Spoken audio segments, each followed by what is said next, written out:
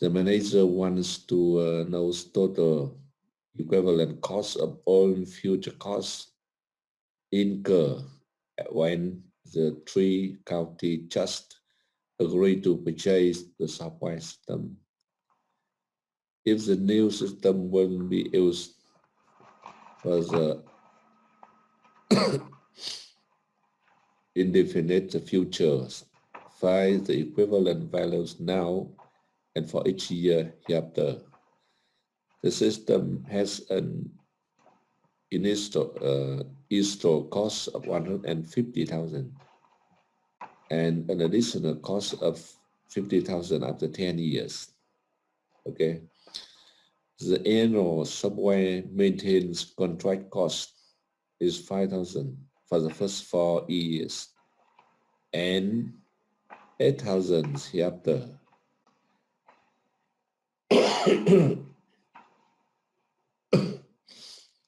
In addition, there is expected to be a recurring major upgrades cost of 15,000 every 13 years. Some that the interest rate for the counter funds is 5% per year. Okay, now we use the procedure we have studied to draw the cash flows. Now, step one, we draw the cash flows diagram showing all non-recurring cash flows and at least 2 cycles of all recurring cash flows. In this example, we know that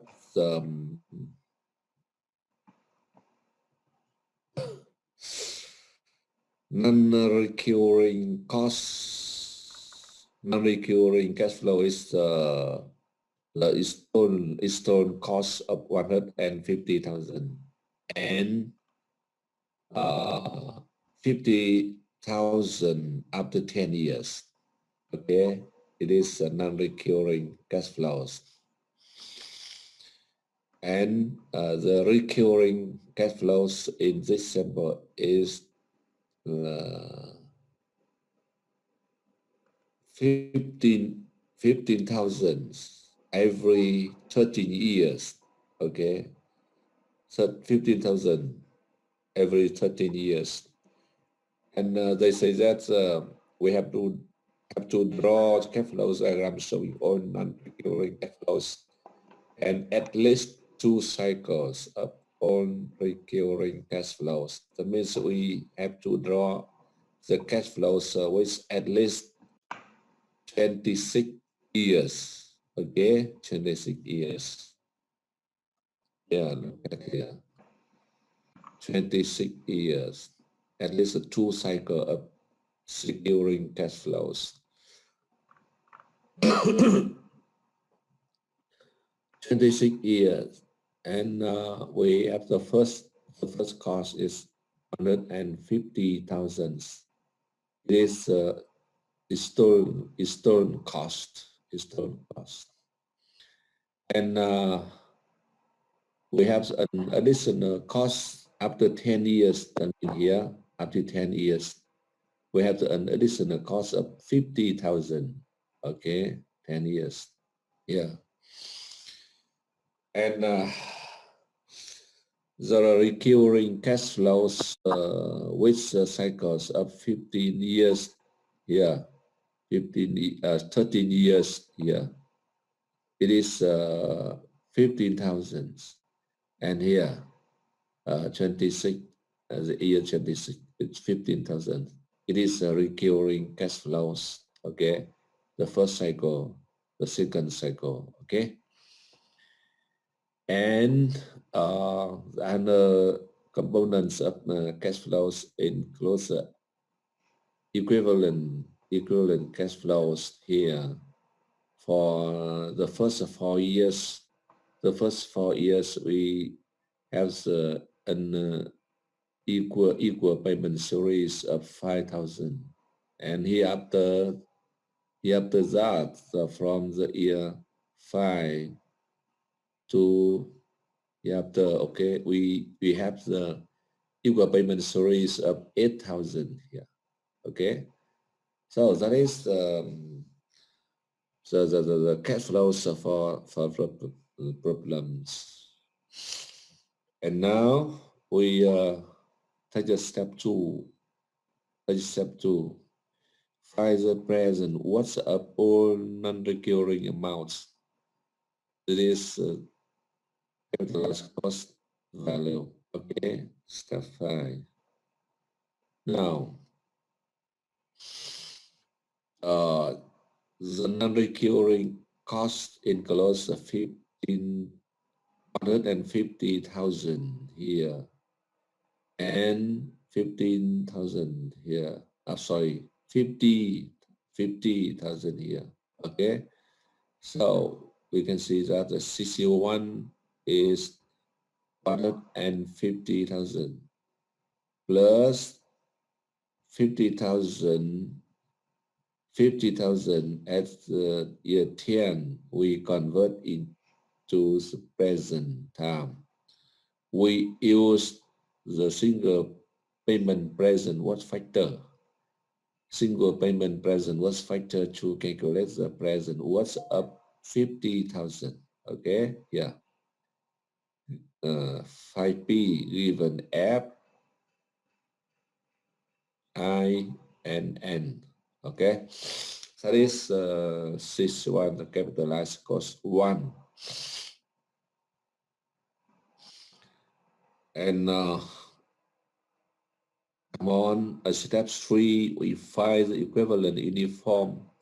Find the equivalent uniform N was through one life cycle of all recurring amount.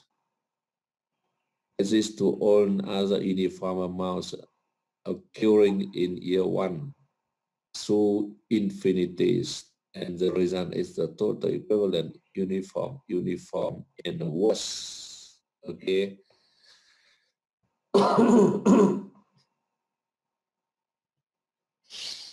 Now,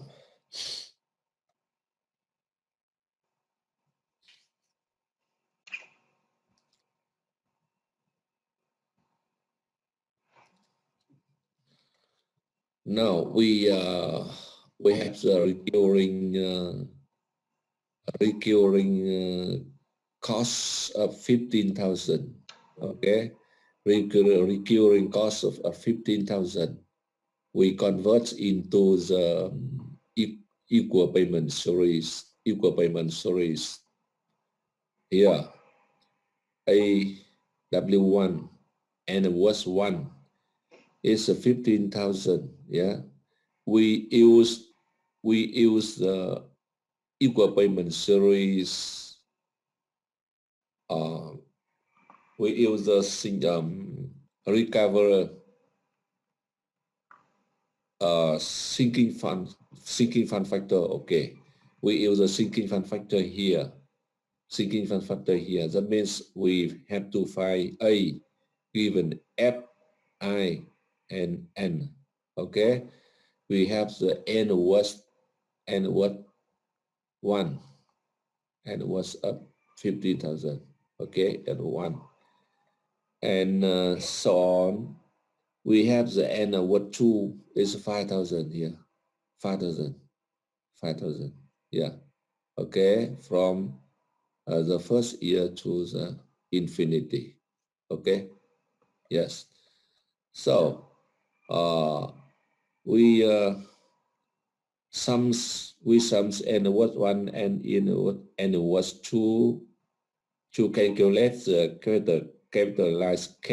capitalized cost 2 is AW1 plus AW2 divided by interest rate. Okay, we have the capitalized cost number 2.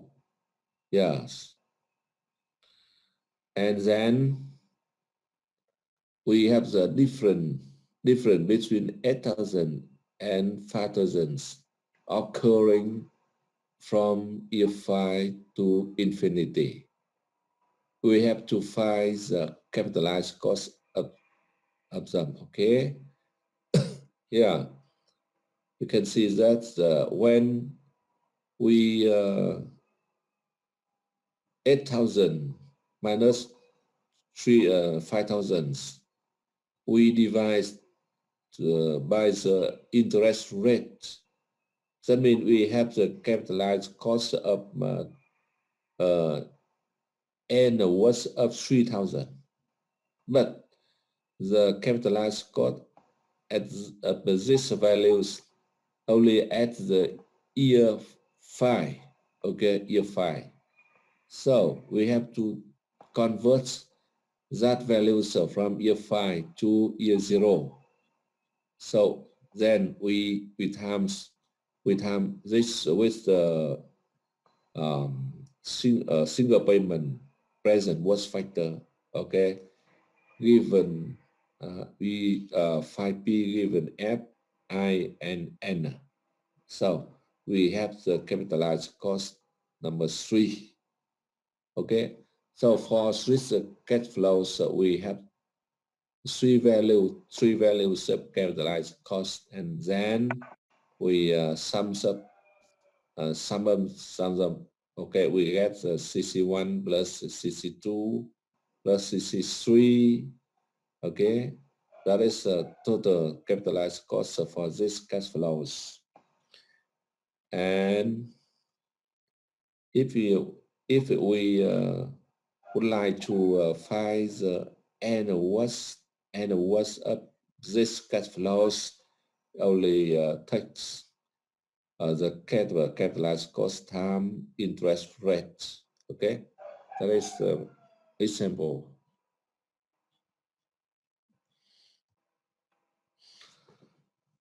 So that's the methods to calculate the capitalized cost of projects. Now we study the problems of comparisons of alternatives on the basis of capitalized cost. How to use capitalized cost to compare the alternatives, usually exclusive alternatives.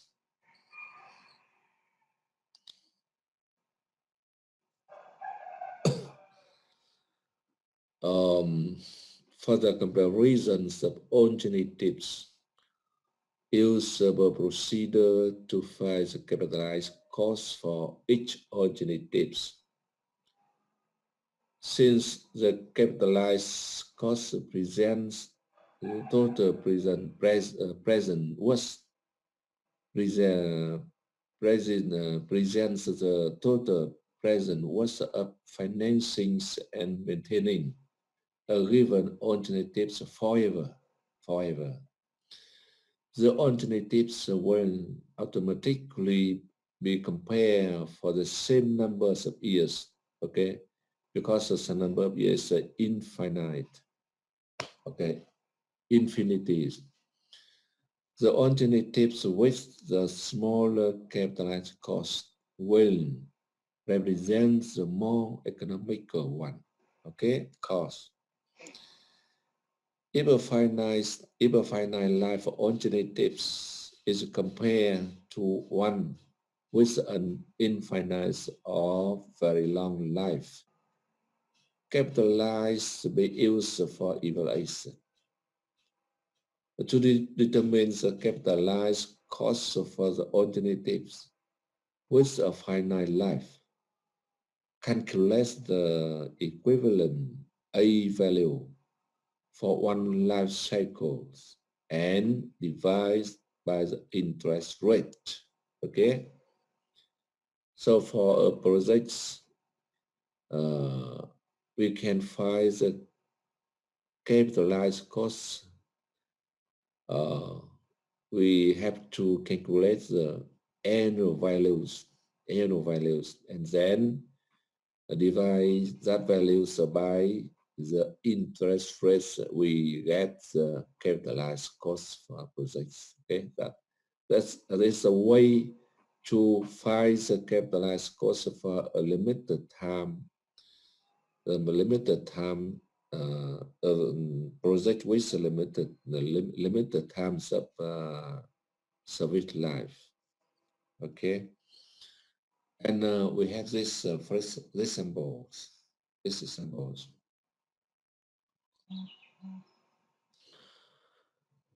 Large electronics subcontractors for the Air Force needs to immediately acquire 10 soldering machines with specially prepared kits for assembling components onto printed circuit board. More machines might be needed in the future. The lead production engineer has outlined below two simplified but viable alternatives. The company's minimum accepted rate of return is 15% per year. The first is the long-term alternatives. Long-term alternatives. For 8 million now, the contractor will provide the necessary number of submachines up to a maximum of 20 now and in the future. For as long as the company needs them. The annual contract fee is a total of 25,000 with no additional per machine annual cost. Okay. There is no time, there is no time limit placed on the contract and the costs do not escalate.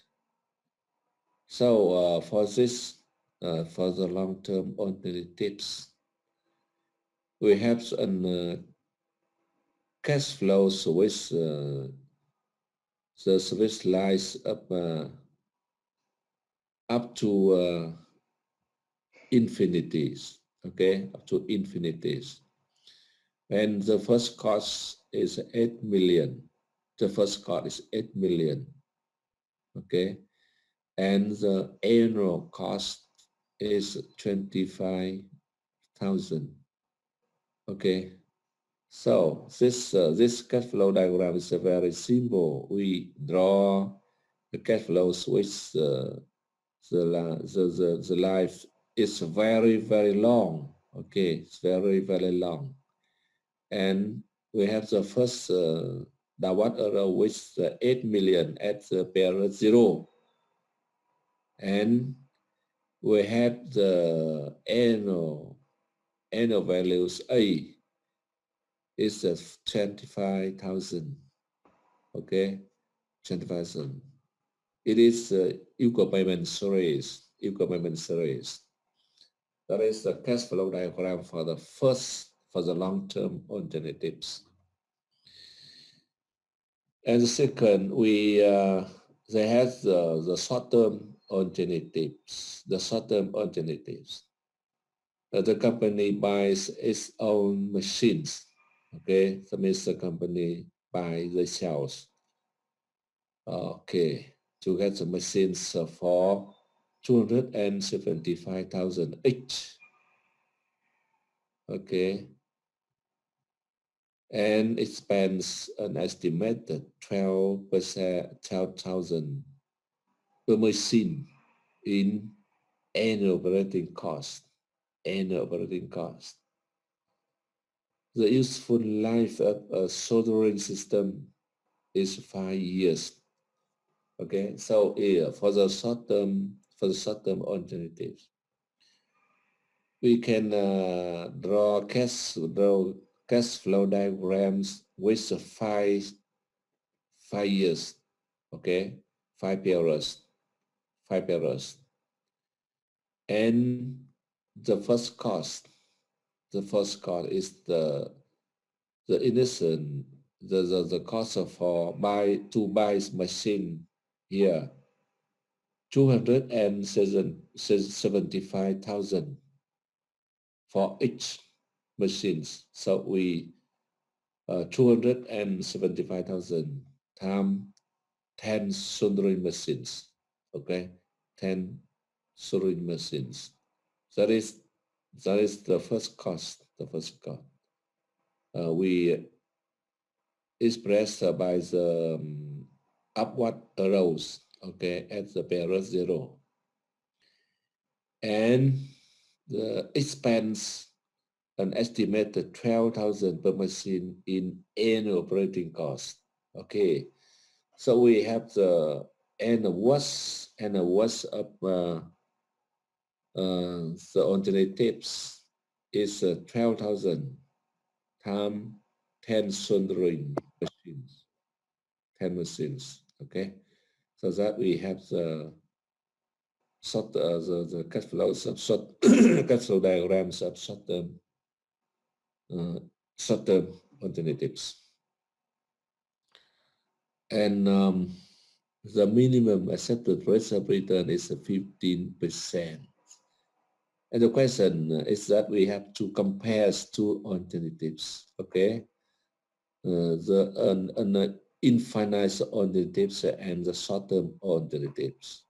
And in this situation, in this example, we have to use the capitalized cost to compare, because for the long-term alternatives, we cannot determine the service life, the number of years for the service life. So we have to compare by the capitalized cost. And we have to calculate the capitalized cost for each alternatives and compare to select the alternatives with the least cost, the least values, the less values of uh, capitalized costs. Okay, now here's a capitalized cost for the long-term alternatives. Here, CC is 8,000, 8 million, 8 million. Okay, this is the initial cost,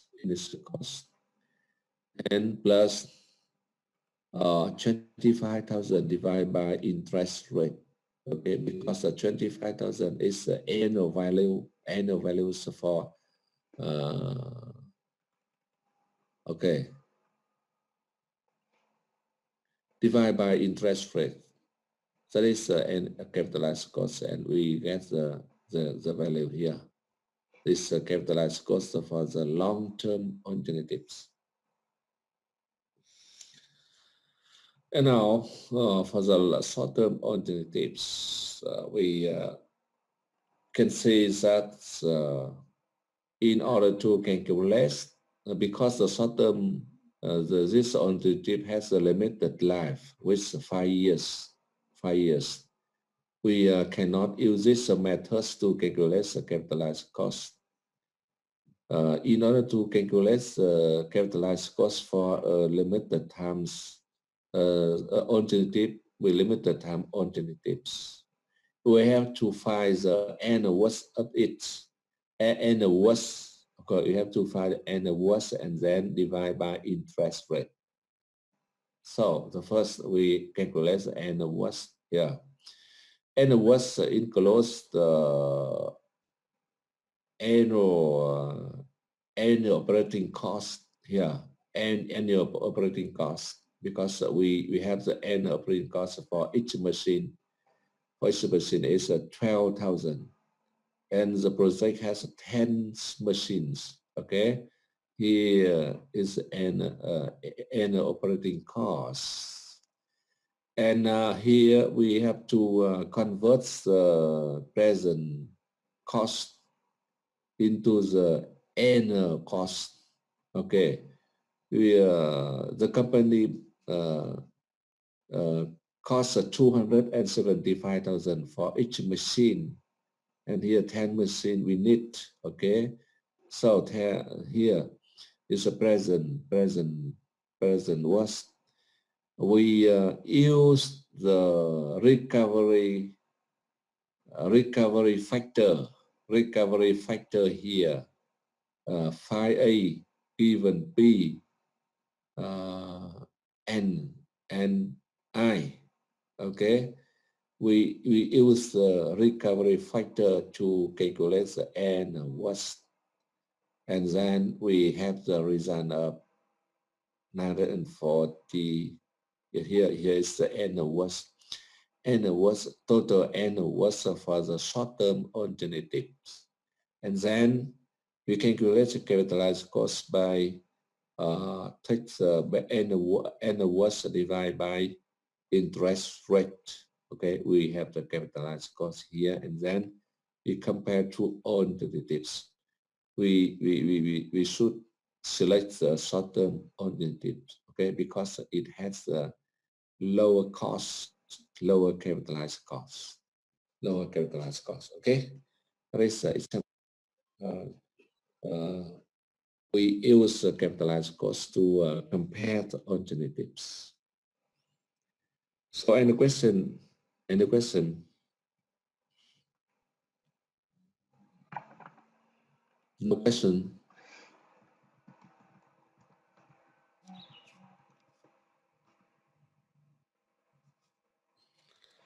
Okay, no question. We continue to study.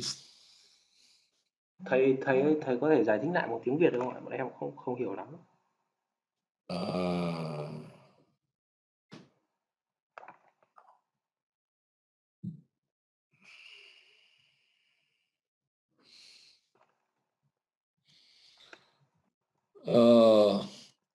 Bây giờ như thế này, cái NPV thì mình hiểu rồi đúng không? Dạ vâng. Cái NPV thì có khó hiểu không? Không ạ. Ok, bây giờ thì còn có cái capitalized cost thôi gì? Cái capitalized cost này nó là một cái chỉ tiêu nó là cái chi phí, nếu mà dịch sang tiếng Việt rất là nó không được thuận lắm, nên là chi phí được vốn hóa. Chi phí được vốn hóa, nhưng mà thực ra nó là cái giá trị hiện tại của cái chi phí, giá trị hiện tại của một cái chi phí của dự án mà nó có cái tuổi thọ nó kéo dài đến vô cùng. Thế thôi. Là trong một số trường hợp thì có một số dự án ấy, là người ta không xác định được cái giới hạn thời gian, là cái việc ấy nó có thể kéo dài tiếp diễn mãi mãi, hoặc là với dự án mà với trường hợp mà cái tuổi thọ của nó rất là dài và cũng coi như là vô hạn. Ví dụ như là các công trình kiên cố, như là các cái đập, đường này, đập này, cầu hiện đại, cầu kiên cố này, vân vân. Những cái dự án hạ tầng nó thường có tuổi thọ kéo dài rất dài, hàng trăm năm hoặc là mãi mãi. Thế thì với những dự án, với những công trình như vậy, cái việc tính toán để so sánh phương án rồi đánh giá so sánh phương án là nó có những cái khó khăn nhất định, và người ta đã sử dụng một cái chỉ tiêu để khắc phục cái khó khăn đấy, đó chính là cái capitalized cost. Tức là với một cái phương án đầu tư mà tính capitalized cost để so sánh ấy, thì nó sử dụng một cái giả thiết rằng tuổi thọ của dự án là vô tận, vô cùng. Đấy, người ta nói là very long, không xác định, không xác định. Thế thì cái cách tính capitalized cost thì rất đơn giản. Cái bản chất của capitalized cost là nó từ với một cái giả định, từ một công tính giá trị hiện tại, từ một công thức tính giá trị hiện tại của một cái dòng tiền đều. Thì khi nó cho cái n chạy đến vô cùng, tức là thì nó ra được cái kết quả này. Đấy. Với cái công thức này ra kết quả này là capitalized cost. Đây là cách tính và cái bản chất của capitalized cost là như vậy. Thế và để tính toán được cái capitalized cost thì nó có một cái trình tự tính toán các bước. Người ta nói rằng là thông thường với một cái dòng tiền vừa của một cái dự án capitalized cost như thế, thì trong thành phần dòng tiền của nó thường hay có hai cái loại thành phần. Mà thứ nhất là cái dòng tiền là lặp lại, dòng tiền lặp lại theo chu kỳ, theo recurring periodic, và cái dòng tiền không lặp lại theo chu kỳ. Thường là hai cái loại như vậy. Tất nhiên là cũng có trường hợp thì nó không có đủ hai loại, nhưng có trường hợp nó có đủ hai loại.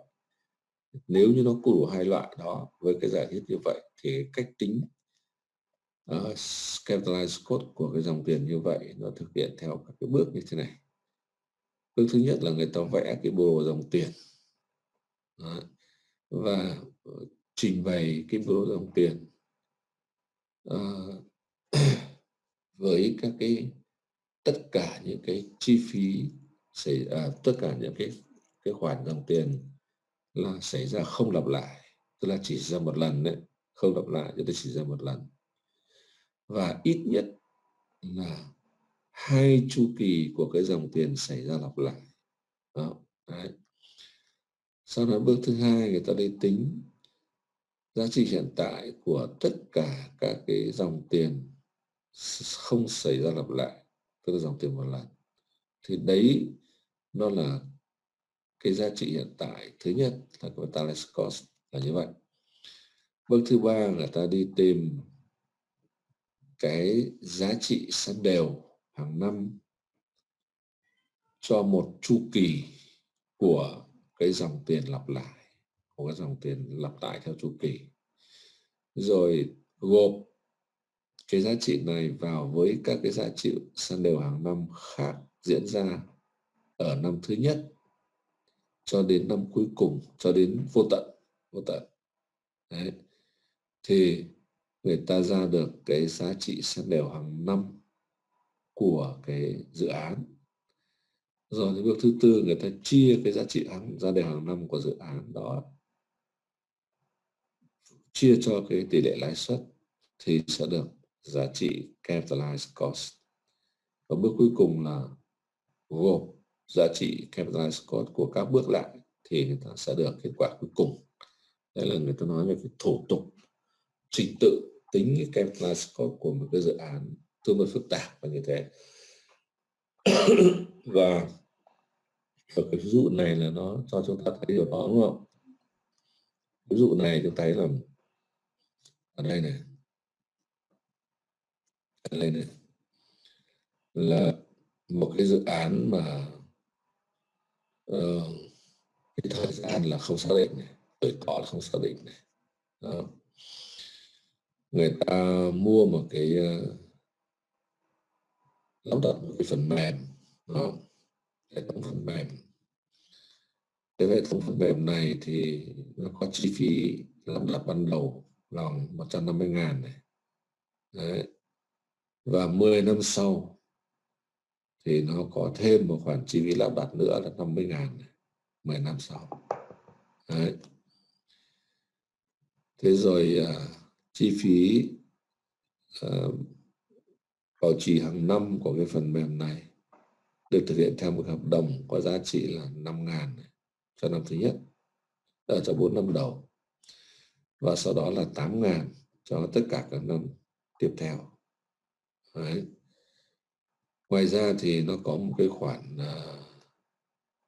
chi phí nâng cấp dự kiến là cứ 13 năm thì nâng cấp một lần, với cái chi phí nâng cấp là 15.000.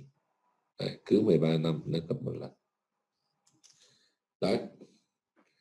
Thế thì như vậy là chúng ta nhìn thấy cái dòng tiền của cái dự án này là khá phức tạp. Cho nên chúng ta thấy rằng là cái phương án phần mềm này không xác định thời điểm kết thúc, đúng không? Nó sẽ có dài mãi mãi, không xác định điểm kết thúc. Đấy. Thứ hai nữa là dòng tiền của nó gồm đủ các thành phần, bao gồm cả chi phí non-recurring, rồi cả recurring, rồi cả N cost, and was đủ hết. Và như vậy chúng ta vẽ biểu đồ, chúng ta thấy này, chúng ta vẽ biểu đồ dòng tiền phải ít nhất là phải hai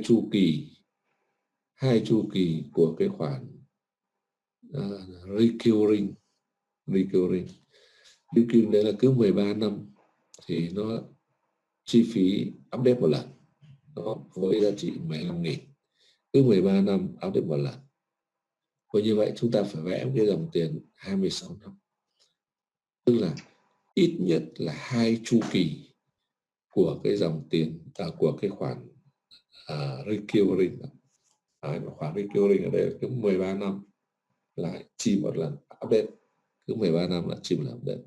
Đấy, như vậy ta vẽ dòng tiền phải ít nhất phải là 26 năm. Đó là thứ nhất. Và như vậy sau khi xác định được cái độ dài của dòng tiền cần vẽ rồi thì chúng ta đi đặt các mũi tên để vẽ ra dòng tiền. Thì đầu tiên là cái chi phí ban đầu này, 150.000 này xảy ra một lần này. Đó là chi phí lắp đặt ban đầu này. Và 10 năm sau có một khoản bổ sung chi phí lắp đặt nữa. Đây, 10 năm sau này. Khoản bổ sung đây là 50.000 này. Đấy. Tiếp theo người ta lại nói rằng là cái chi phí maintenance, chi phí bảo trì hàng năm ấy, thì 4 năm đầu là mỗi năm chi hết 5.000 này. Và sau đó từ năm thứ 5 trở đi cho đến vô tận, cho đến vô cùng là nó bảo trì 8.000 một năm này. Đấy, chúng ta nhìn thấy như thế. Tiếp theo nữa là cái recurring cost, tức là cái chi phí theo chu kỳ cứ 13 năm một lần ấy. Thì đây, chúng ta thấy đây, năm thứ 13 người ta chi 15.000, sau đến năm thứ 26 lại chi 15.000 này. Cứ như thế kéo tiếp. Đấy, thì đấy là toàn bộ thành phần của cái dòng tiền của cái phương án mà người ta đã mô tả. Chúng ta vẽ ra như vậy. Và bây giờ nhiệm vụ của chúng ta, câu hỏi đặt ra là chúng ta tính cái capitalized cost của cái dòng tiền này. Đấy. Rõ ràng chúng ta rất khó áp dụng cái phương pháp bình thường để tính được cái giá trị hiện tại của cái dòng tiền này, cho nên phải sử dụng phương pháp tính capitalized cost. Đấy. Thì đầu tiên này, chúng ta có cái giá trị capitalized cost thứ nhất này, đó là phần giá trị hiện tại của những cái chi phí không lặp lại, đó là chi phí một lần. Thì thứ nhất là 150.000 này. Đấy. Cộng với khoản 50.000 ở 10 năm sau này, update 10 năm sau này, rồi có 50.000 này. Chúng ta tính về hiện tại theo công thức là biết F tìm P. Đây, biết F tìm P này, biết F này, tìm P này, biết F này, biết lãi suất này, biết số thời đại này là 10 này. Đấy, chúng ta tính nó về với cái hệ số là sử dụng hệ số là giá trị hiện tại của một dòng tiền đơn. Đấy, tức là single payment present worst factor. Ok, đấy, chúng ta đây là cái giá trị capitalized cost 1. Tiếp theo này, chúng ta làm tiếp theo này là chúng ta tính cái giá trị hàng năm, giá trị hàng năm của dòng tiền từ năm thứ nhất trở đi nhá. Thì chúng ta có 5.000 này, 5.000 này. 5.000 là sẽ kéo dài suốt, không? 5.000 này có dài suốt này. Đấy. Vậy thì chúng ta sẽ lấy cái 5.000 này, chúng ta chia cho lãi suất thì ra được cái capitalized cost của nó. Đấy, cho nên chúng ta có này. Không, xin lỗi. Chúng ta tính đầu tiên này. Cái 15.000, cái 15.000 cứ 13 năm một lần nhé, cứ 13 năm một lần thì chúng ta tính chuyển từ 15.000 này sang giá trị san đều của 13 năm đó. Đấy, từ 15.000 giá trị tương lai này, chúng ta chuyển sang giá trị san đều. Đây, theo công thức là biết F tìm A, BDF tỷ mà. Đó. Thì chúng ta ra được cái giá trị san đều của cái 15.000 này trong một chu kỳ. Sau đó thì như vậy là tất cả các chu kỳ đều có. Tất cả các chu kỳ đều có như vậy. Chúng ta kéo nhiều chu kỳ thì cái giá trị hàng năm của 15.000 tính san đều đó nó sẽ kéo dài mãi mãi trong suốt cả thời gian tiến tới vô cùng, đúng không? Rồi chúng ta cộng với cái 5.000 này, cái 5.000 này là cũng kéo dài suốt cho đến vô cùng. Như vậy chúng ta có giá trị hàng năm 1 cộng với giá trị hàng năm 2, cộng hai cái này lại rồi chúng ta chia lãi suất thì nó ra được cái capitalized cost 2. Đấy là giá trị capitalized cost thứ hai. Còn một khoản nữa, đó là gì? Đó là khoản chênh lệch giá trị giữa từ năm thứ 5 cho đến vô tận, từ năm thứ 5 cho đến vô cùng này. Chúng ta còn một khoản chênh lệch giữa 8.000 với 5.000. Đấy. Cái khoản 8.000 với 5.000 này chúng ta phải tính xem nó là bao nhiêu về giá trị hiện tại. Thì đầu tiên đấy là chúng ta lấy cái khoản chênh lệch này, tức là 3.000 này. Chúng ta chia cho lãi suất, chia lãi suất. Thì chúng ta sẽ ra được cái capitalized cost của cái dòng tiền 3.000 mãi mãi này. Nhưng mà cái capitalized cost, cái giá trị hiện tại đó nó lại nằm ở năm thứ 5, là năm thứ 5. Đấy. Vậy thì chúng ta phải làm một bước tiếp là chuyển cái giá trị hiện tại đó về hiện tại, bằng công thức là biết F tìm P. Đấy. Biết F tìm P này. Cho nên chúng ta thấy là 8.000 trừ 5.000 cho chia cho lãi suất này. Sau đó chúng ta nhân với hệ số 1 chia cho 1 cộng với y mũ n này. Đấy, thì chúng ta được cái capitalized số 3. Cuối cùng ta cộng 3 cái lại với nhau là ra kết quả. Đấy, thì đấy là cái tính capitalized cost của một cái dòng tiền. Nó có đầy đủ các thành phần khá là phức tạp là như vậy, đúng không? Rồi, bây giờ đấy là cách tính ra capitalized cost thôi. Còn bây giờ người ta dùng cái chỉ tiêu capitalized cost để so sánh phương án như thế nào. Không ai dùng chỉ tiêu capitalized cost để đánh giá một dự án đầu tư độc lập cả. Vì sao? Bởi vì nó chỉ là chỉ tiêu chi phí tính hiện tại thôi. Đấy, chi phí thì làm sao mà đánh giá được là hiệu quả hay không hiệu quả. Vì vậy cho nên capitalized cost chỉ dùng để so sánh, chỉ giải quyết bài toán so sánh phương án thôi. Vì như vậy. Và khi so sánh phương án bằng capitalized cost thì rất đơn giản. Chúng ta chỉ việc tính capitalized cost của từng phương án rồi so sánh với nhau và chọn phương án có capitalized cost nhỏ nhất. Hello, Sở dĩ xin chúng ta chào. làm được đơn giản như vậy, chúng ta không cần phải để ý đến việc các phương án đưa ra so sánh có khác nhau về tuổi thọ hay không. Bởi vì khi sử dụng capitalized cost, chúng ta đã giả định và đã đưa các phương án về cùng một tuổi thọ. Đó là infinity, tức là tuổi thọ kéo dài vô cùng. Đấy, cho nên rất đơn giản là như vậy. Và từ đó chúng ta xem một cái ví dụ này. Cái ví dụ này thì một cái công ty người ta muốn mua một cái hệ thống gồm có 10 cái máy hàn đó, để phục vụ cho công việc của họ. Thế và nó có 2 cái phương án. Cái 10 cái máy hàn này để phục vụ cho cái việc sản xuất và cái việc đầu tư mua sắm máy hàn này cũng có thể sử dụng cho lâu dài mãi mãi và hết lại mua mới, vân vân. Có nghĩa là có thể được. Thế thì người ta có 2 cái phương án để so sánh lựa chọn. Phương án thứ nhất nó gọi là phương án dài hạn. Ở phương án này thì nó có một cái nhà thầu, dự kiến có một cái nhà thầu sẽ cung cấp đủ số máy hàn cho công ty với chi phí ở hiện tại là 8 triệu. Đó. Sẽ cung cấp đủ máy hàn cho công ty là 10 cái này.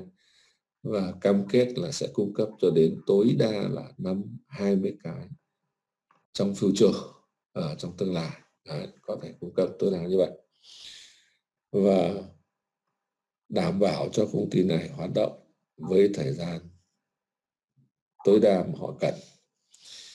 Cái chi phí, cái phí hợp đồng là cái phí hợp đồng hàng năm ấy, là 25.000. Đấy là cái phương án thứ nhất, là phương án dài hạn. Phương án hai là phương án ngắn hạn.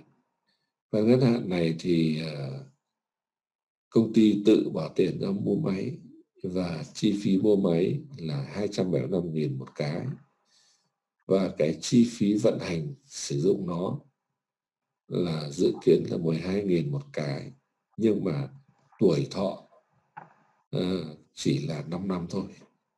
Đấy, 5 năm thôi. Và yêu cầu so sánh chọn phương án. Vậy thì phương án 1 là không xác định tuổi thọ, đó, có nghĩa là infinity. Còn phương án 2 là tuổi thọ 5 năm. Được chưa nào? Đấy. Vậy thì bây giờ so sánh hai phương án này thì làm sao mà chúng ta so sánh được theo cách thông thường? Một cái là tuổi thọ là infinity, không xác định, còn một cái là tuổi thọ 5 năm. Vì vậy cho nên người ta phải dùng chỉ tiêu capitalized cost để so sánh. Và chỉ việc tính capitalized cost thôi. Đây, thì capitalized cost của phương án dài hạn này là đầu tư hiện tại là 8 triệu này. Đấy. Và phí hàng năm này là 25.000. Cái phí hàng năm này nó cứ kéo dài mãi mãi, là cái giá trị annual. Chúng ta chỉ việc lấy nó, chúng ta chia ra lãi suất thì ra giá trị hiện tại cộng với lại cái đầu tư ban đầu thì chúng ta ra được capitalized cost của phương án dài hạn. Đó. Thế còn phần ngắn hạn, phần ngắn hạn thì chúng ta nhận thấy như này. Với hạn tuổi thọ 5 năm như vậy, chúng ta có chi phí ban đầu này là mua sắm máy này, và chúng ta có dòng tiền đều là chi vận hành này, chi hoạt động này, đúng không? Nếu như chúng ta tính present worth of cost, tức là chi phí giá trị hiện tại của chi phí của cái phương án 5 năm ấy, thì nó rất đơn giản. Chúng ta chỉ việc lấy cái chi phí đầu tư mua sắm máy ban đầu cộng với cái giá trị san đều hàng năm tính về hiện tại theo công thức là biết A tìm P là xong. Đấy, nếu mà chỉ tính cái giá trị, cái chi phí hiện tại, giá trị hiện tại của dòng chi phí thì đơn giản như vậy thôi. Nhưng mà nếu tính như thế, chúng ta không thể so sánh được với phương án là dài hạn, mà chúng ta phải tính cái capitalized cost của phương án ngắn hạn này rồi mới so được. Thế cách tính capitalized cost của phương án ngắn hạn này là gì? Là đầu tiên ấy, là chúng ta phải tính được cái giá trị san đều của cái phương án ngắn hạn. Giá trị san đều phương án ngắn hạn thì bằng, thứ nhất là chi phí operating cost hàng năm này, của 10 máy, 12.000 một cái nhân 10 cái này. Đấy. Cộng với cái khoản đầu tư ban đầu nhưng tính san đều ra. Đầu tư ban đầu này, chúng ta tính san đều bằng công thức là biết P tìm A. Biết P tìm A. Đó. Biết P tìm A. Thì chúng ta sẽ ra được đây là giá trị san đều của phản ngắn hạn. N worth của phản ngắn hạn. Chúng ta lấy N worth này, chúng ta chia cho lãi suất.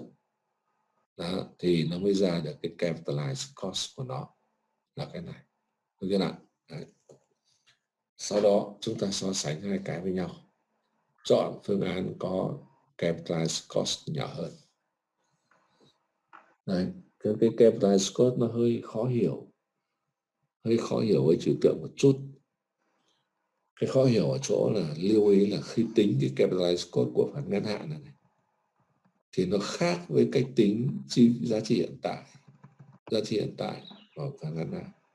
Khi tính giá trị hiện tại của phản ngắn hạn, chúng ta giữ nguyên tuổi thọ 5 năm để tính, đúng không? Nhưng khi tính capitalized cost, chúng ta phải giả định là phương án này kéo dài mãi mãi. Vì vậy cho nên đầu tiên chúng ta phải chuyển tất cả các chi phí sang một cái giá trị sàn đều. Giá trị sàn đều. Rồi mới lấy sàn đều chia cho lãi suất thì mới ra capitalized cost của nó. Đấy. Ok chưa?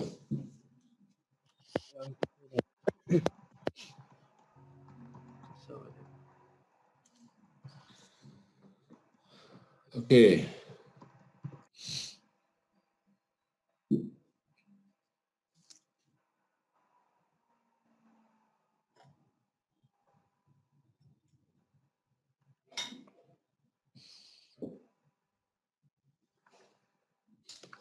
Now we study the payback period analysis. Payback period analysis. Đây là một cái kỹ thuật phân tích nó gọi là phân tích thời gian hoàn vốn. Payback period analysis. Phân tích thời hạn hoàn vốn hoặc là thời gian hoàn vốn. The first, what is payback period? What is payback period? Payback period is the estimated time, usually in years. It will take for the estimated values and other economic benefits to recover the initial investment and a stated rates of return.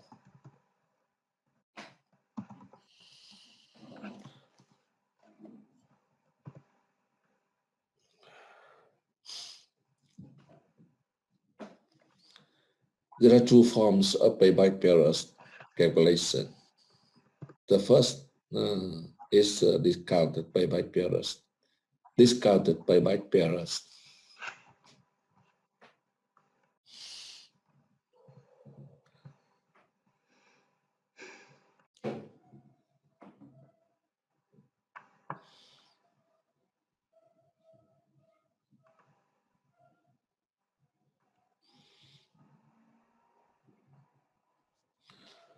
Thời hạn hoàn vốn này là cái thời gian được dự tính để các cái doanh thu và các lợi ích khác của dự án mà đủ để thu hồi được cái recover, thu hồi được cái vốn đầu tư ban đầu. Là cái khái niệm nó rất đơn giản như vậy thôi. For example, we invest $100 million now, and how many years, and the projects generates revenue in the futures. Okay, and we have to calculate how many years the revenues to recover 100 million now. Okay, that's payback period. Very simple. Two forms of payback period calculation. Discount payback period. That means that when we calculate the payback period, we use a discount rate. Discount rate. Okay. We have the formula here. 0 equal minus b plus here. Or here 0 equal b minus b NCF. In these formulas,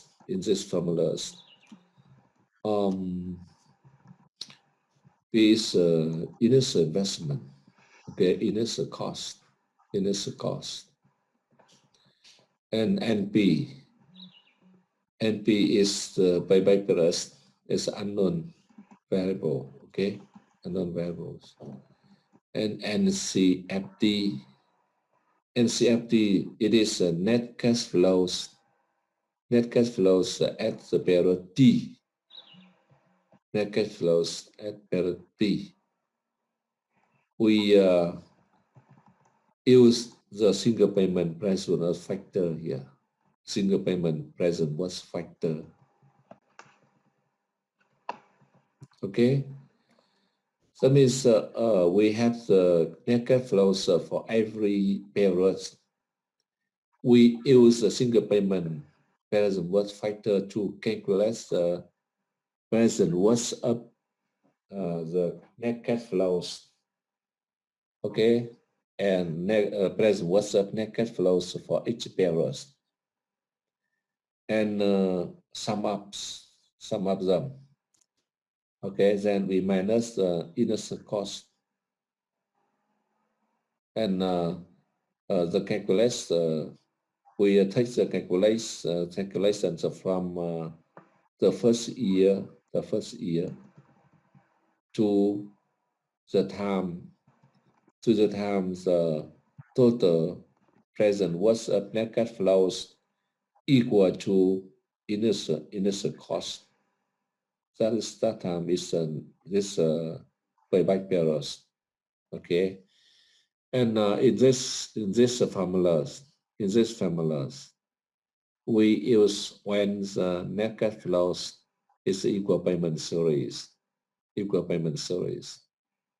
Okay.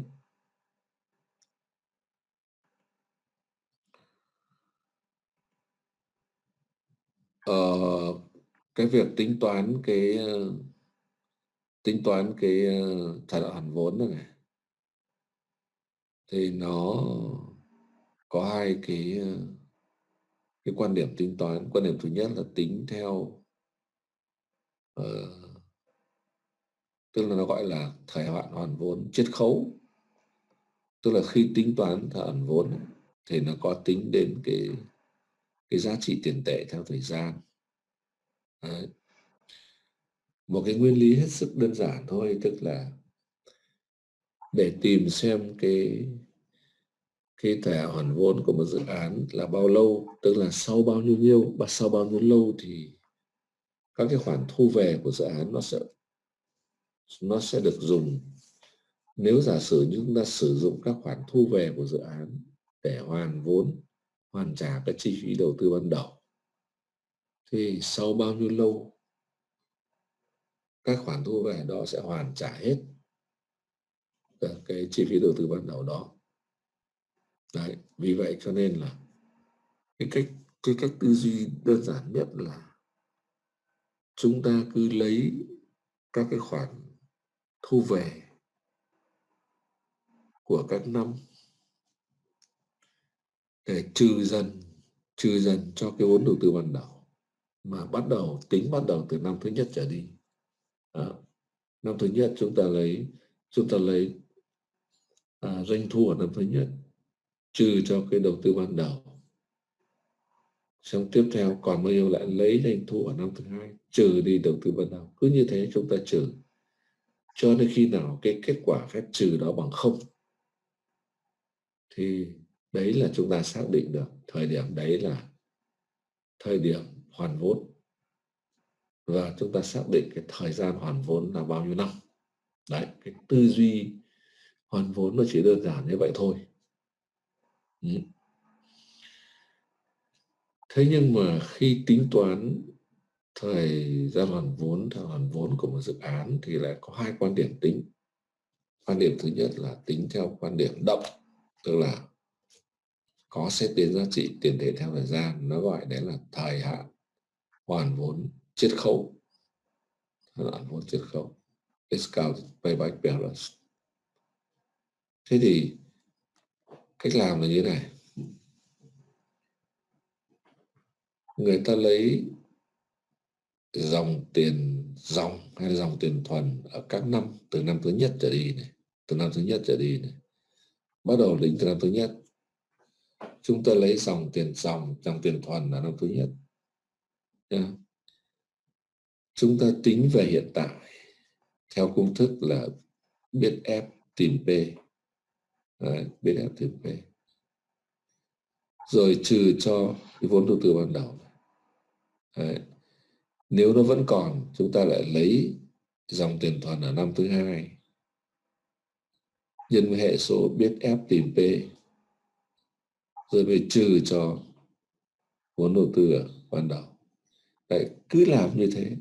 Khi nào phép trừ đó có kết quả 0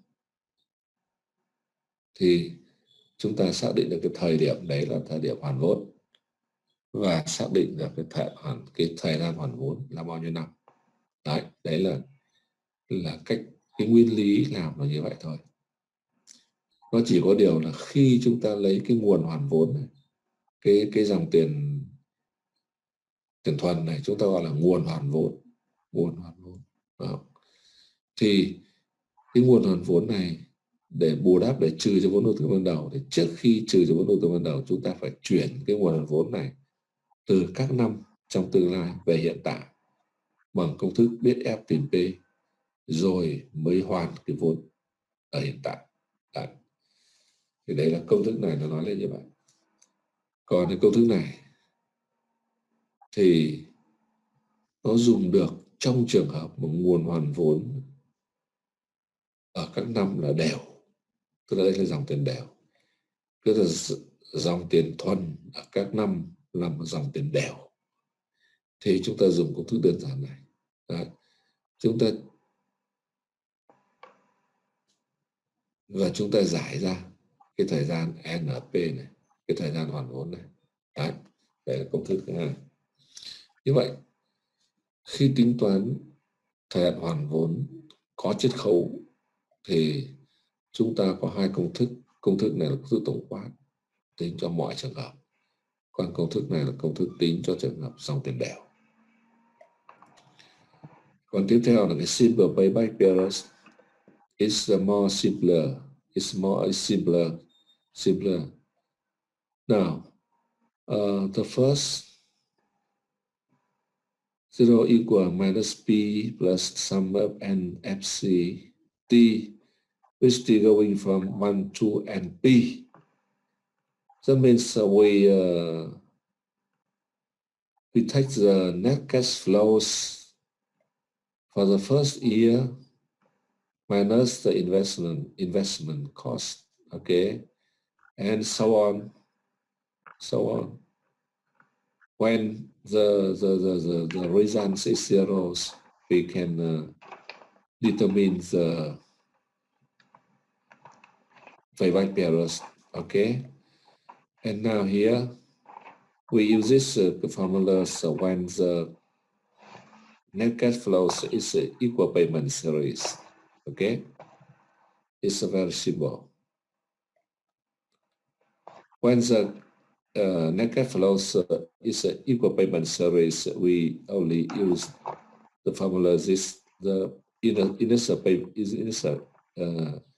initial cost or investment cost divided by the net cash flows.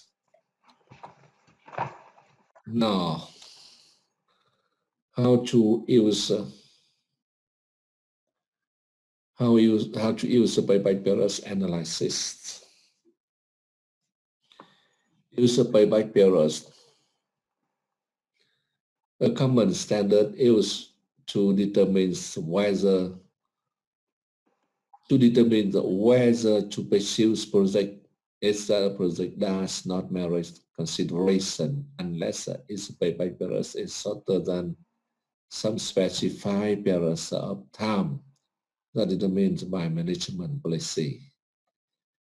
Common managerial philosophy is that a shorter payback is preferred to a longer payback period, but this is not a good approach from economic vantage. Sử dụng cái chỉ tiêu thời hạn hoàn vốn này như thế nào, để làm gì?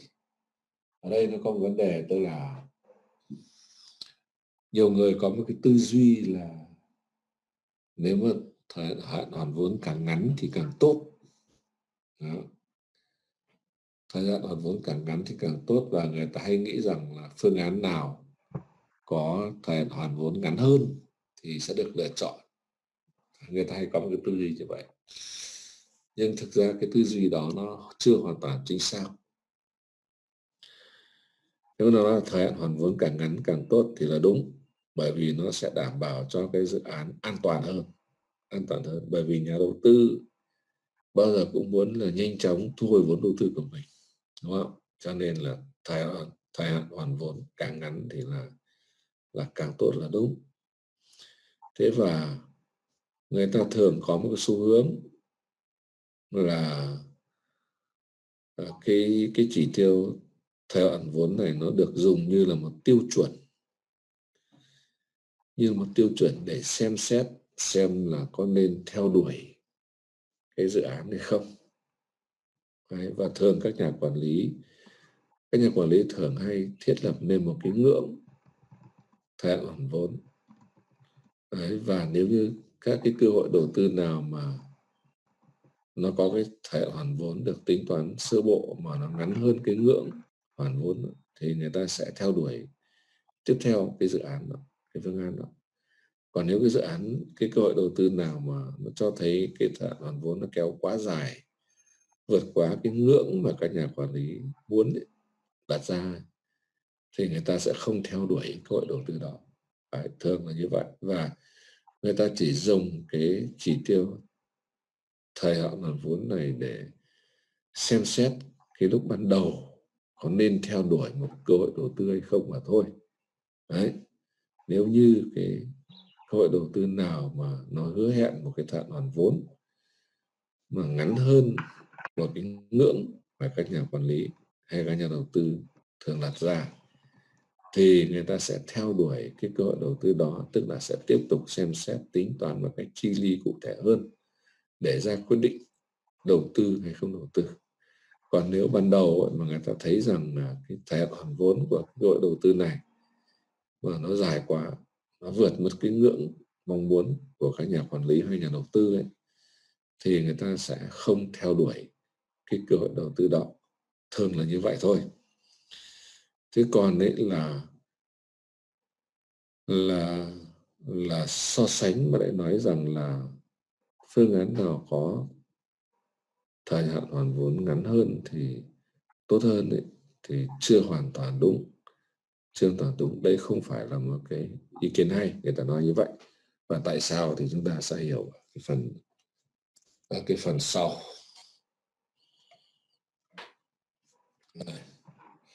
Bởi vì là cái chỉ tiêu thời hạn vốn này nó có những cái yếu điểm. Serious drawbacks of the payback period methods. Những cái điểm yếu hay là cái hạn chế của cái phương pháp phân tích thời hạn vốn. Đấy, một số cái như này. Discounted payback period. We neglect all net cash flows after the payback period, including positive cash flows that may contribute to the return on the investment. Okay, because when we calculate the payback period, we only take the cash flows in a part of service life, okay. When we find the payback periods, we stop calculating.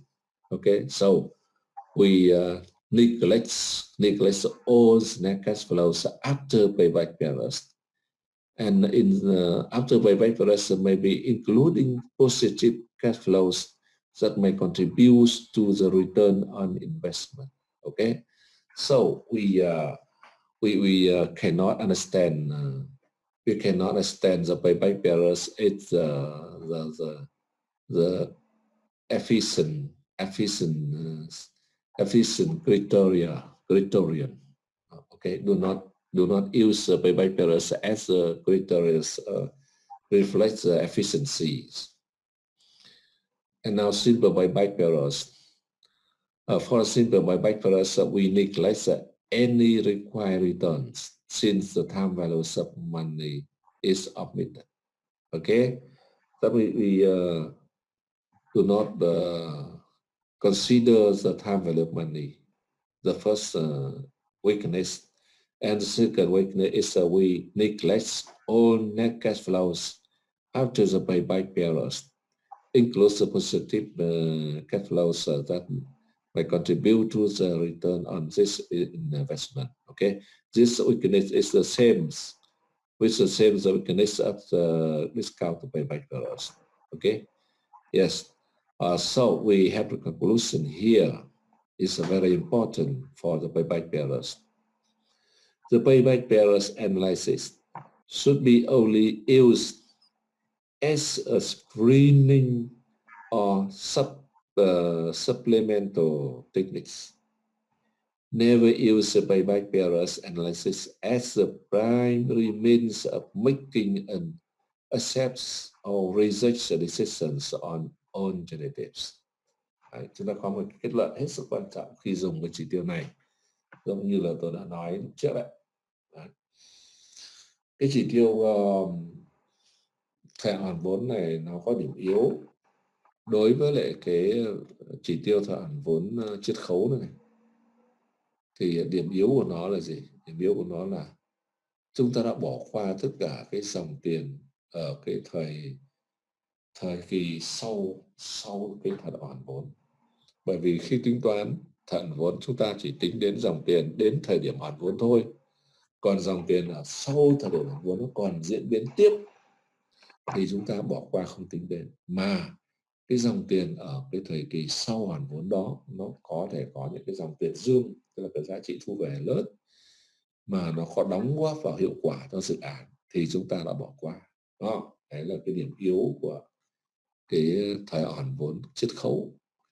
Còn điểm yếu của thời hạn hoàn vốn đơn giản thì nó lại có hai điểm yếu. Điểm yếu thứ nhất là nó bỏ qua cái giá trị tiền tệ theo thời gian, bởi vì khi tính toán nó không tính đến giá trị tiền tệ theo thời gian.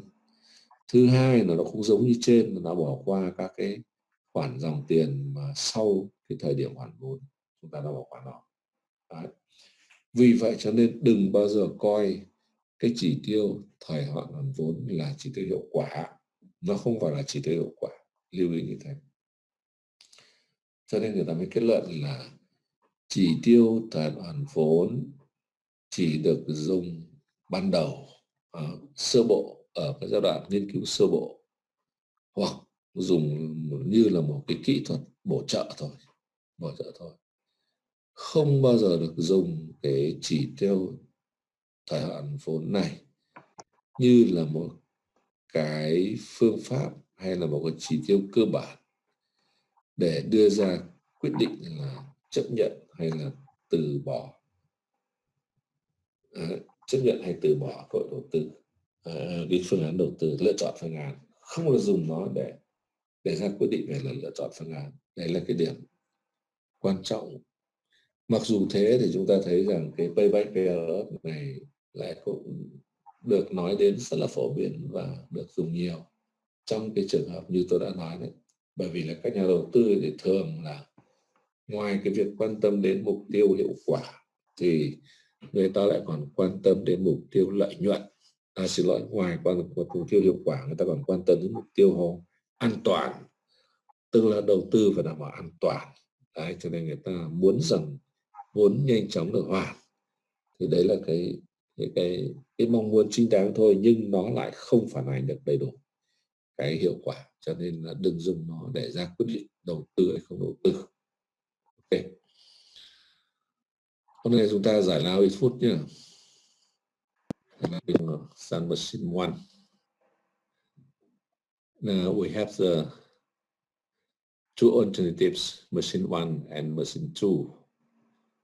The first cost of machine 1 is 12,000 and machine 2 is 8,000. Annual net cash flows. Okay, annual net cash flows. Machine 1 is 3,000 and machine 2 is 1,000 from year 1 to 5. 3,000 from year 6 to year 14, and here's the maximum life. Service life of machine 1 is 7 years, and service life of machine 2 is 14 years. Minimum accepted rate of return is 15%. We have two questions. The first question is that compare by payback period criterion. And the question 2 is compare by present worst criterion.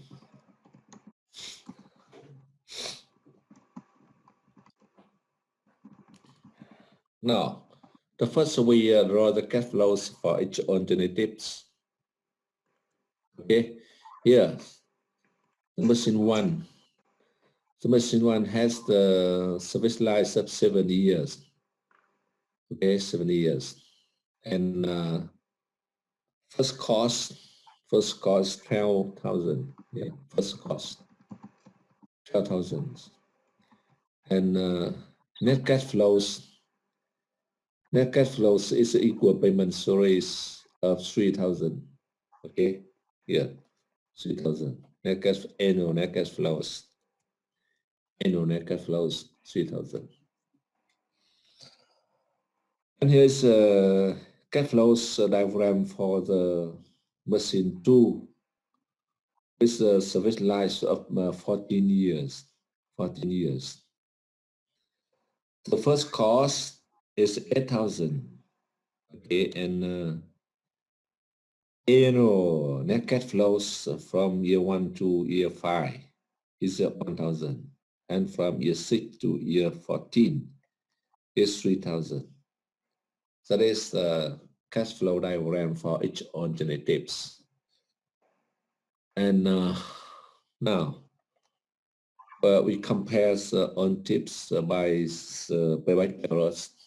We have to find the payback periods for each alternatives.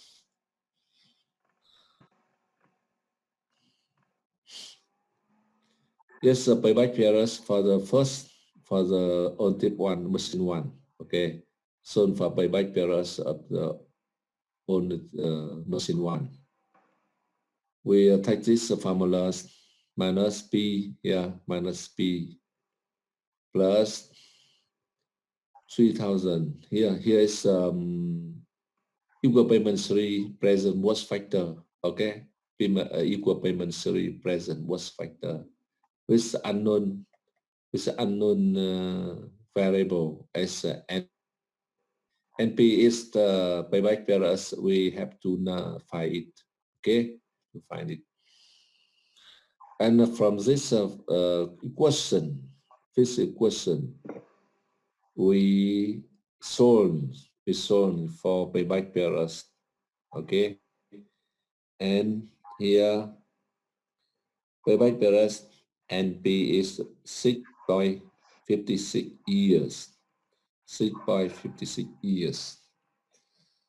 Payback periods of the on tip 1 is 6.56 years. It is shorter than useful life of 7 years. Okay. Yes, that is. And now continue. We solve for the payback periods of the machine 2.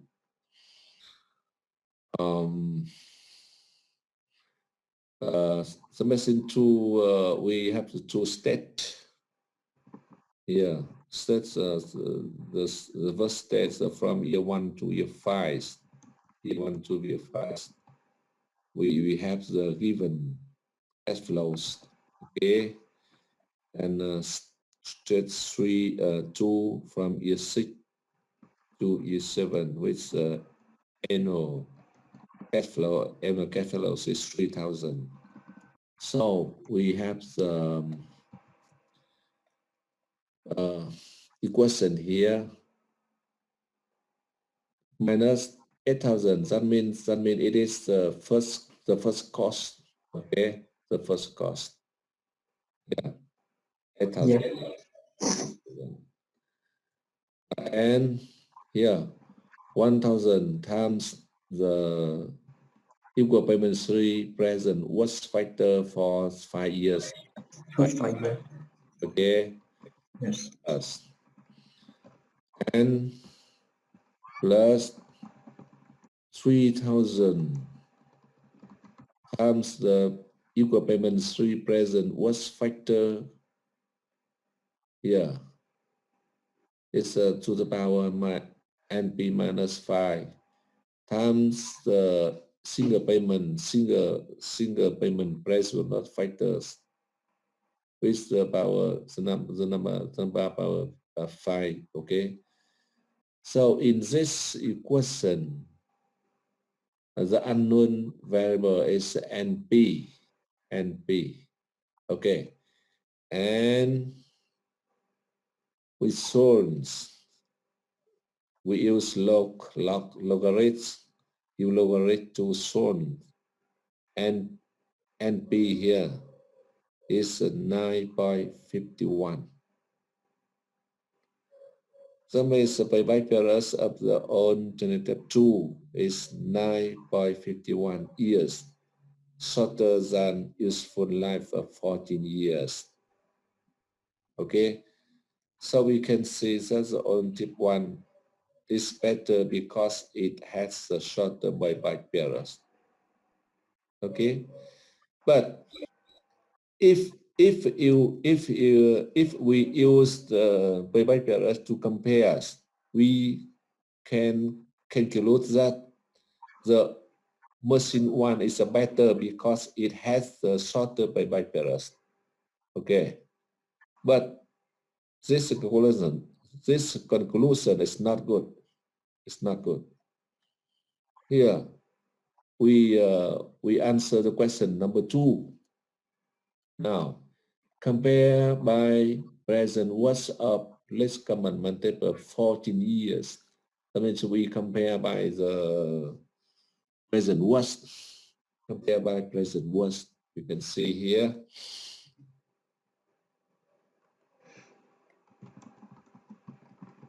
Present worth for the machine 1. Here, present worth for the machine 1 is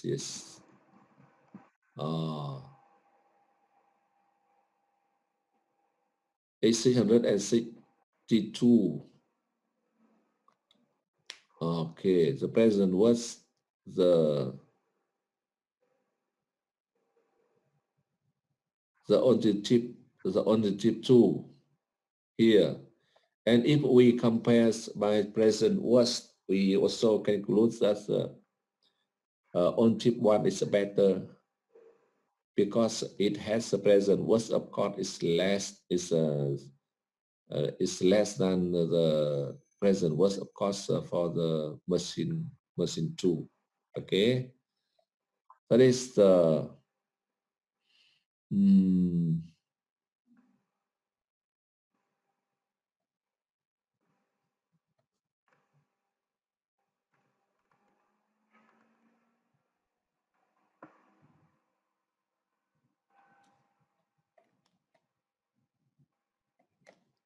hình như ở đây có cái nhầm lẫn gì. Tại sao này có 4 số nhỉ? 66218.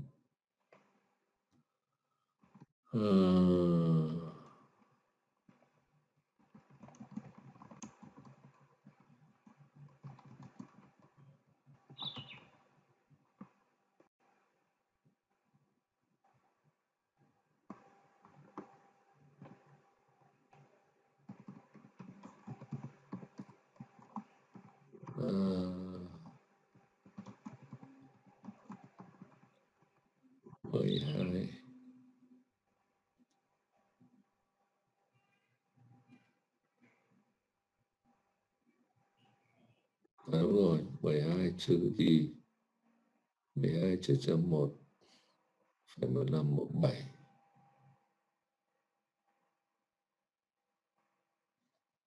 Các bạn phải kiểm tra lại cái bản tính này. Tôi sẽ kiểm tra lại cái này, tôi sẽ trao đổi sau. Này có cái 4 số, tôi đang nghi cái này là 6.621.000. Cái present worth nếu như mà đang so sánh cái alternative 1 tốt hơn thì cái kia nó phải lớn hơn chứ. Cái present worth của cái alternative nó phải lớn hơn cái của cái phương án 2 đấy. Thì nó mới là better. Không, cái present worth đây là present worth của chi phí, giá trị phí, chứ không phải là không phải là net cash flows. Vâng. Là không phải là net present value mà nó là present worth of cost. Vâng. Đấy, thì nó tốt hơn thì nó phải có present worth of cost nhỏ hơn. Vâng. Ok. Ở đây chúng ta có một cái another examples. another sample to illustrate that the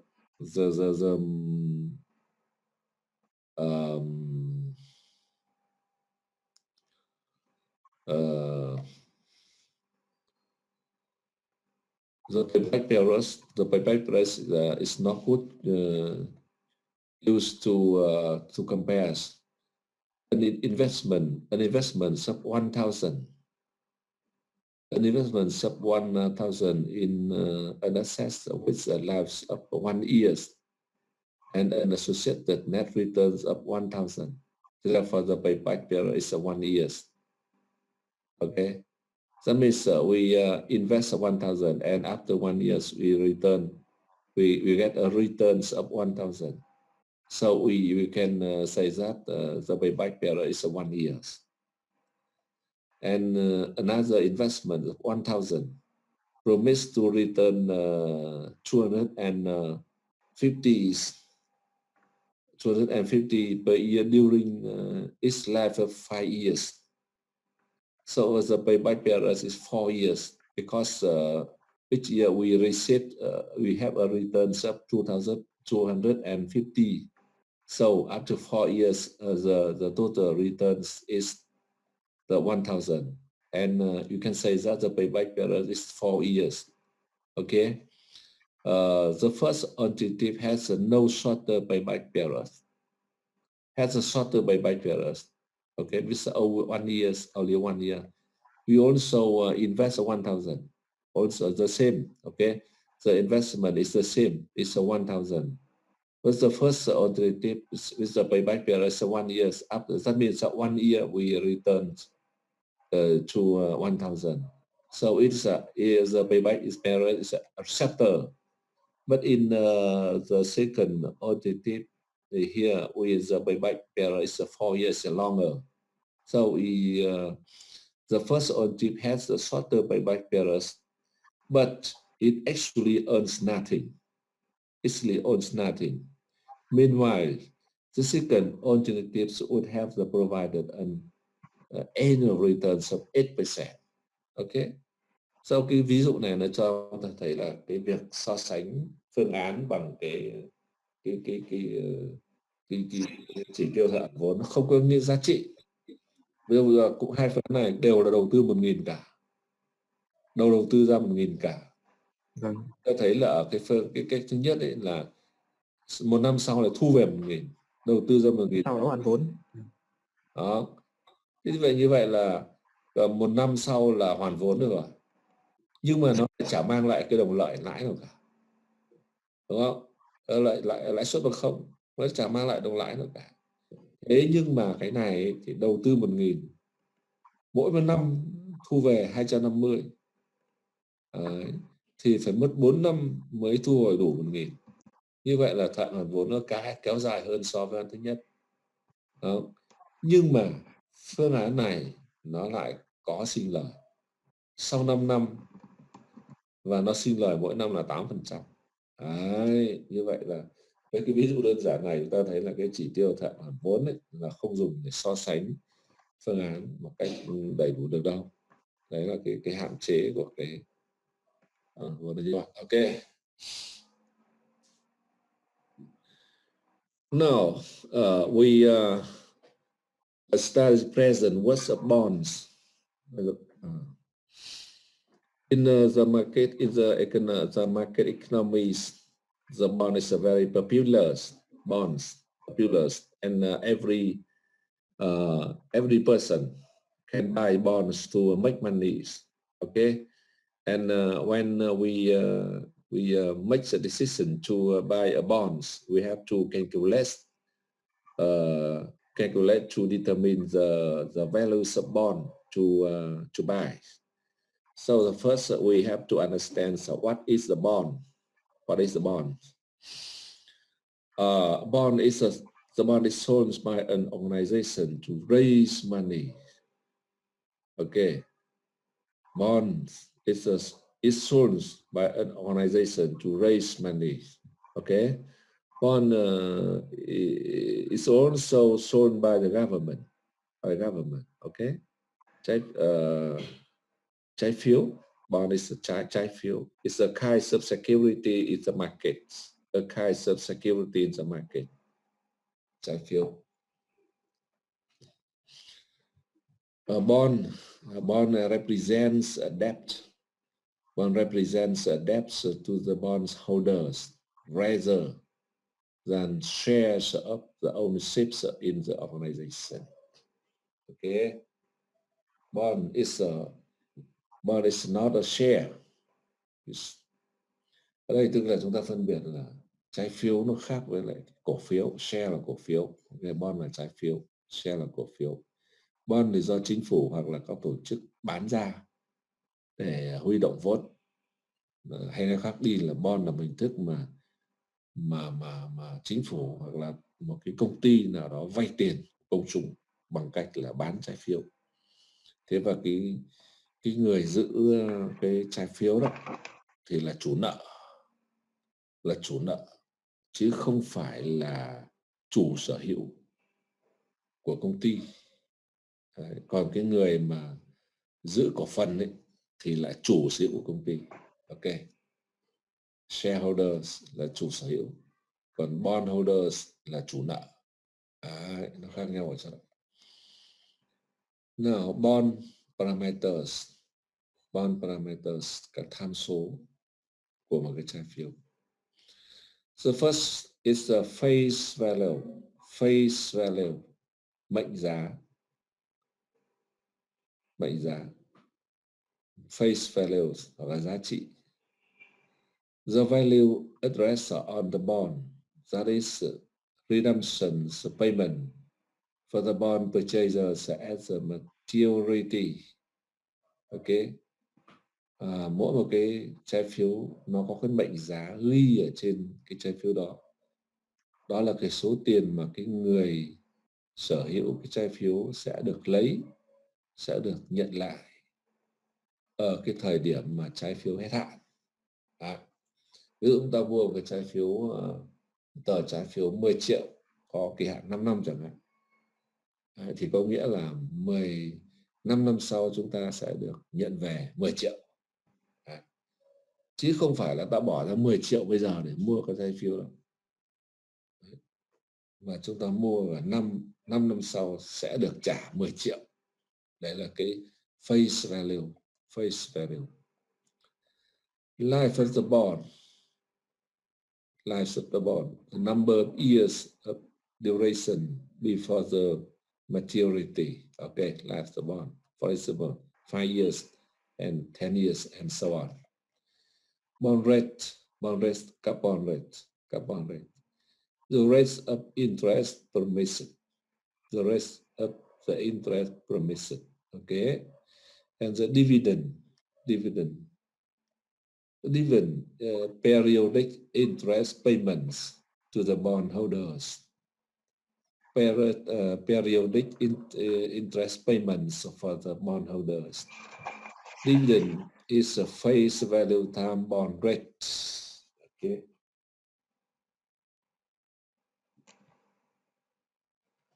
Dividend đó là cái khoản trả lãi theo định kỳ mà cái người giữ trái phiếu được nhận được. Tức là tôi có tôi cầm một cái trái phiếu thì cứ định kỳ là tôi được trả một khoản tiền lãi. Đấy. Tôi được khoảng chứ không phải là cái lãi nó gộp vào gốc đâu. Ở đây không phải là trường hợp lãi gộp vào gốc, bởi vì cái tiền là mệnh giá trái phiếu là nó hứa hẹn là sau mấy năm hết hạn là nó trả bằng tiền. Còn cái người mà giữ trái phiếu ấy, thì ngoài cái việc lấy lại cái tiền theo mệnh giá thì theo định kỳ có thể là theo nửa năm một lần hoặc một năm một lần anh ta được thanh toán một khoản tiền lãi. Đấy, và cái tiền lãi đó nó được xác định bằng cách là lấy cái mệnh giá nhân với lại cái tỷ lệ lãi suất của trái phiếu. Đấy, thì những cái như là mệnh giá này, rồi thời hạn này, rồi tỷ lệ lãi suất này là nó được quy định khi người ta phát hành trái phiếu. Và nếu anh chấp nhận thì anh chấp nhận thì mua, anh không chấp nhận thì thôi. Nó được quy định sẵn này. Okay, now number 3, bond valuations.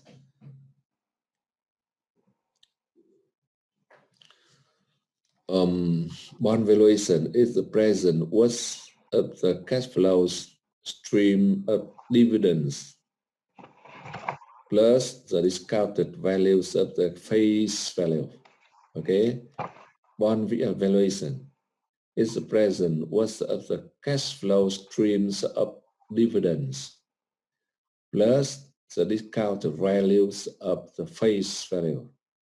Okay, the key to the bond valuation. The key to the bond valuation is the rate of return expected by the bond purchaser. Bond sales for less than their face value when buyers not satisfied with the bond rate, and more than the face values when market interest rate drop below the bond rate. Như vậy ở đây chúng ta thấy rằng là giá trị của cái trái phiếu ấy, nó là cái giá trị hiện tại của cái dòng tiền lãi cộng với cái giá trị hiện tại của cái mệnh giá. Đấy. Tuy nhiên thì cái việc anh mua một cái trái phiếu là bao nhiêu tiền ấy là không phải là anh mua bằng mệnh giá đâu. Đấy. Cái mệnh giá là ví dụ như có cái trái phiếu ghi mệnh giá là 10 triệu và thời hạn là 5 năm. Nhưng mà khi anh mua cái trái phiếu này trên thị trường đấy thì chưa chắc anh đã mua nó với cái số tiền đúng bằng mệnh giá. Đấy. Mà cái việc anh mua cái trái phiếu này với giá trị bao nhiêu ấy là nó phụ thuộc vào cái lãi suất trên thị trường. Đấy. Có thể anh mua cái trái phiếu này với mệnh giá với cái giá trị lớn hơn mệnh giá, nhưng ngược lại cũng có thể anh mua nó với giá trị là bé hơn mệnh giá. Đấy. Thì nó phụ thuộc vào cái lãi suất, cái sự so sánh giữa lãi suất thị trường với cái lãi suất của trái phiếu. Nếu như mà cái lãi suất thị trường mà nó thấp hơn và nó cao hơn cái lãi suất của trái phiếu ấy, thì nó sẽ không hấp dẫn người ta mua trái phiếu, đúng không? Đấy, lãi suất là cái giá cả. Nếu mà lãi suất thị trường mà nó cao hơn lãi suất trái phiếu thì nó không hấp dẫn người ta mua trái phiếu, và do đó người ta chỉ chấp nhận mua trái phiếu với cái giá thấp hơn mệnh giá. Đấy. Còn ngược lại, nếu như lãi suất thị trường mà lại thấp hơn lãi suất của trái phiếu, bởi vì lãi suất trái phiếu là cái lãi suất cố định này, nó không phụ thuộc thị trường, nó quy định trong cái tờ trái phiếu rồi. Đấy. Cho nếu lãi suất thị trường mà thấp hơn lãi suất trái phiếu thì người ta nhận thấy rằng đầu tư vào trái phiếu có lợi hơn so với đầu tư vào thị trường, và do đó người ta sẽ thu hút mua trái phiếu nhiều hơn, và khi đó thì cái giá trị của trái phiếu sẽ lớn hơn so với cái mệnh giá của nó. Đấy, vấn đề là chỗ đó.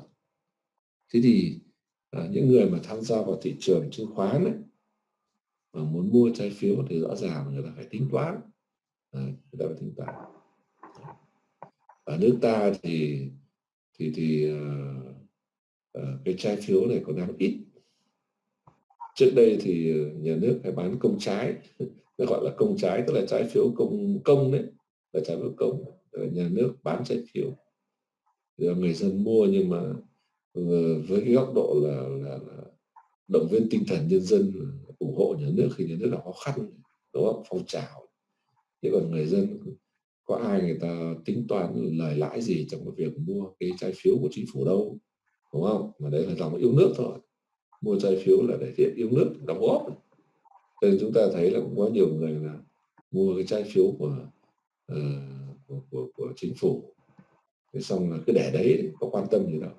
Thì nước ta là như thế. Còn bây giờ thì ở trên thị trường chứng khoán thì cũng bắt đầu xuất hiện và luật cũng cho phép các cái công ty là được phát hành chứng khoán, tức là phát hành trái phiếu. Nhưng mà đây cũng là một nguồn kênh huy động vốn của các công ty đấy. Nhưng mà hiện nay là nó cũng chưa phải là nhiều. Nhưng với các cái nước kinh tế thị trường phát triển thì cái việc mà các công ty người ta phát hành trái phiếu để vay vốn của công chúng là khá phổ biến. Và trái phiếu nó là một cái hàng hóa được mua bán ở trên thị trường chứng khoán, security market. Đấy.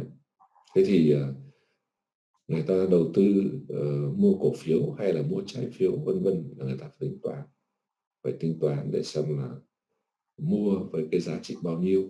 Đấy. Và do đó nó sinh ra câu chuyện là chúng ta phải biết cách tính cái giá trị hiện tại trái phiếu. Và lý do là như vậy. Hôm nay chúng ta dừng ở đây. Chúng ta sẽ tiếp tục nghiên cứu vào cái buổi sau nhé. Dạ vâng ạ. Dạ vâng. Dạ, Bây giờ thầy ạ. Chào các bạn.